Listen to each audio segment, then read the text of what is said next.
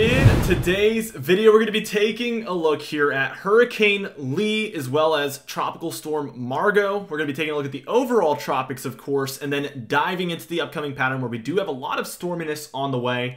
We've seen a little bit of a quieter pattern recently, but we do expect kind of a pickup in that activity, so we're going to see a lot more precipitation and thunderstorms overall on the way, especially for the east, and then a big time cool down that's going to bring fall-like temperatures. We are already in meteorological fall, but we're going to see some October or November-like temperatures here for the mid to late portion here of the month of September, so it's going to be unseasonably cold. I'm certainly looking forward to it. I know a lot of you are as well with how hot the summer's been for a lot of you.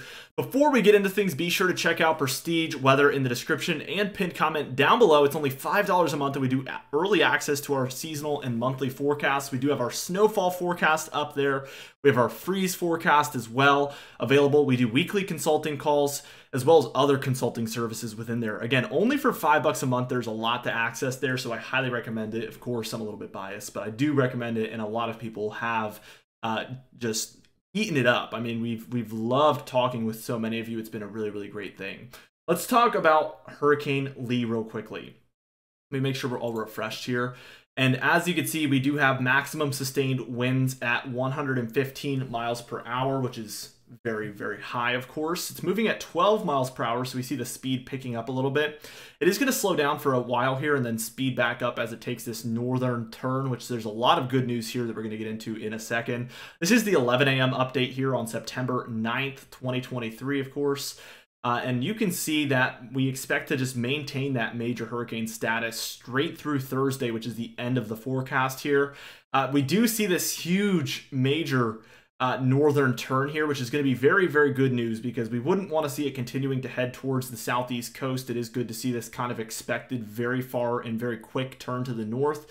This kind of increases my confidence in less chance of an East Coast impact, which is obviously what we've all been hoping for. So there is a ton of good news here. Bermuda is at a much higher risk of getting hit by this one than the East Coast. I do not want to say, though, that there is no threat to the East Coast. I would never want to say that because in weather, we always expect the unexpected. I've always said that, and you know, anything is possible here in meteorology and in weather in general. So we want to continue to keep an eye on this one, but lots and lots of good news here, of course. Now, we also do have Tropical Storm Margot. This one does not pose much of a threat to any land, so we're going to just graze by this, but we do see it's moving quite slow as all of these letters are very close together, indicating they're all 12-hour increments. So when you see them close together, you know it's not making too much ground. And this one's expected to remain at tropical storm status until Monday, where it is going to switch over to hurricane status. At least that's what's expected right now. And it is going to stay that way until Thursday. There is a little bit of a kind of western turn here that we can see start to happen on the cone, which does take it more in the direction, I guess, of eastern North America there. But we're going to watch it closely, but this one would have a ton of ground to make to get over to this area. So I still think that the chance of land impact from this one is very, very minimal at this point, but definitely going to get us further into that named storm list for the overall hurricane season. Now, the 7-day forecast here, we don't have anything else happening other than these two storms. So we do see Hurricane Lee there, and then we see Tropical Storm Margot. We're going to continue to take a look at this daily as obviously we're in the heart of the hurricane season. I actually think September 9th is the peak of hurricane season historically. So we are right at the peak, and we do expect more threats to happen here soon, so we will be talking about more areas of development, of course.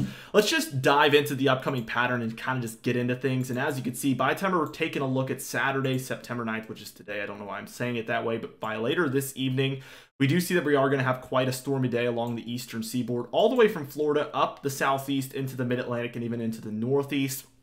I will say things are a lot more isolated on both the southern and northern side of things here. And then you see a little bit more persistent activity there for North Carolina, South Carolina, Virginia, West Virginia, and Pennsylvania. That's where we're seeing a little bit more persistent activity there. Now, by the time we reach Sunday, later in the afternoon, it's going to be pretty much the same story tomorrow from Florida all the way up the East Coast here. We can see the Appalachian Mountain Range. We're seeing a lot of activity there. So up and down that East Coast, still expecting some thunderstorm activity tomorrow. We do have another area here of kind of concern, I would say, from the Rockies. We see some of it for the Southwest there, the Plains, and up into the upper Midwest. We're all seeing thunderstorm activity for here, and that's going to be our next wave of thunderstorms is what I would call it. By Monday, September 11th, we see this activity is quieting down a little bit here for the East Coast, but it's still around, a little bit heavier here for Florida and then New England, as you can see, where we see the heavier greens. It's either going to be heavy showers or perhaps some thunderstorm activity for a lot of these areas. As we take a look back out west, we can still see the Rockies and then up through into the Great Lakes and upper Midwest, some activity happening. Pretty heavy in some spots as well. And again, this is going to be our next line of thunderstorm activity. For later on Tuesday, September 12th, we can see that it's set up more like a cold front overall. We see this kind of linear structure to all of this. It's still originating at the four corner states, working its way through the southern plains into the Ohio Valley and Great Lakes eventually. There's not really an organized area, but there is some low pressure up here, and that is probably the heart of all of this, and probably why we're seeing the heaviest activity here from Michigan in through a lot of Canada.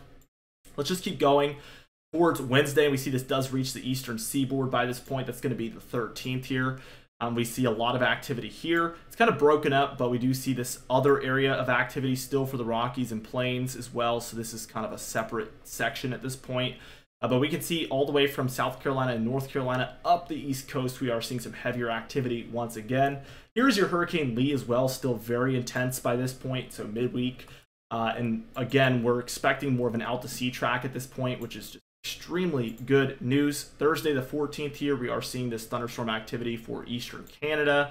The second area here taking place, and I do want to say I do see blues in here for Colorado, so some early season snowfall as well happening for some of these areas.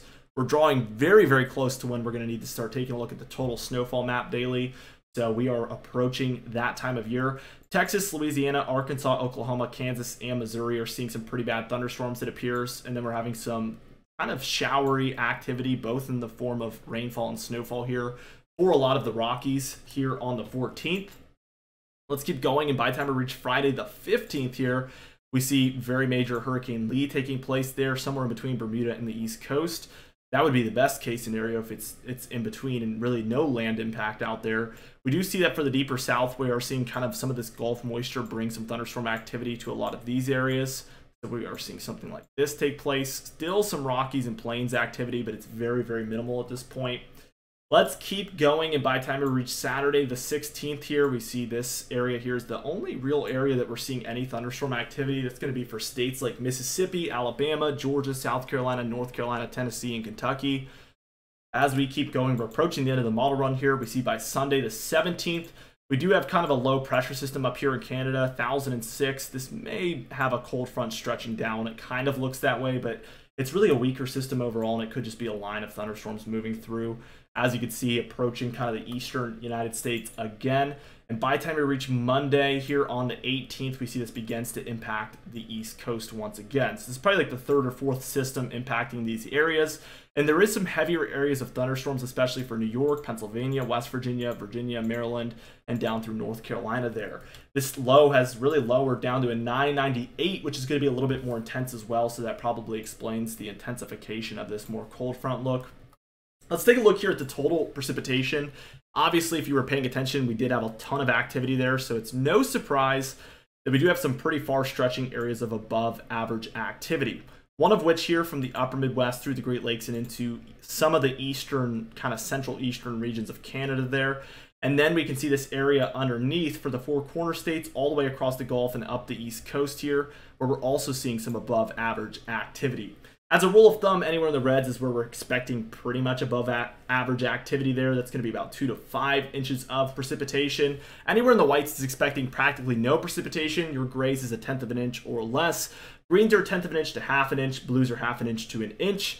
Yellows are 1 inch to 2 inches. Like I said earlier, reds are 2 to 5 inches. And we do have some browns in there. I see it for Oklahoma, maybe some of New England there, and then certainly out in the ocean where Hurricane Lee is going. That's going to be 5 to 10 inches of precipitation over the next 10 days. So that's an average of 1/2 an inch to 1 inch per day.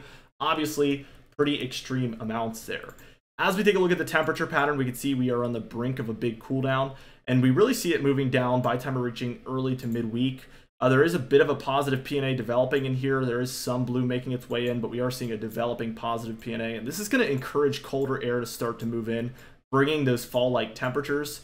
You can see by Tuesday, we still have the warmth kind of holding on for dear life for the east and Gulf Coast, but that is going to be pushed out very quickly. Already by Wednesday, we're almost there. And we do have some pretty intense areas of colder air.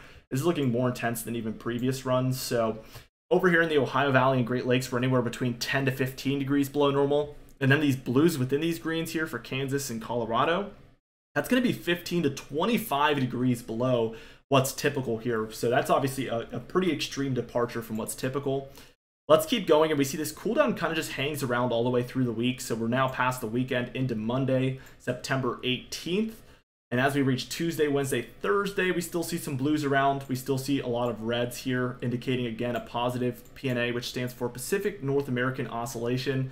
All this means is that we see warmth set up along the west coast, and this forces cooler air down into the east. So this has been a teleconnection that we've used for many, many years now, and it's given us great success in predicting temperature patterns. So that is why I use it so frequently.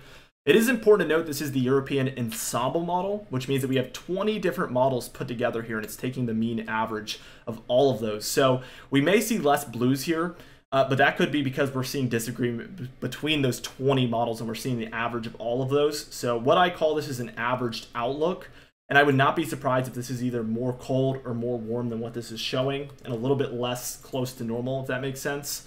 As we move on, we do start to see a temperature pattern set up, and it's been always showing this kind of at the end of the model run, but we see more blues showing up, indicating maybe more of a negative PNA trying to show up, and then we see more warmth stretching in between for the eastern and central United States, and this would spell the end of that cooler pattern. But I am a little bit skeptical because we keep seeing this model push it back. Before we saw it on the 20th, and we're not really seeing any blues along the west yet, not that many at least. So I am a little bit skeptical of if that pattern change is for sure going to happen in a big way like we keep seeing at the end of this model, because it keeps pushing it further and further back every single day. So we're going to track it daily with you guys. We do upload every single day, so be sure to subscribe for more daily weather uploads just like this one. You can even hit the bell icon for daily notifications when we upload, so you never miss one. Be sure to like the video if you did enjoy it, leave a comment down below, and I'll see you guys in the next video.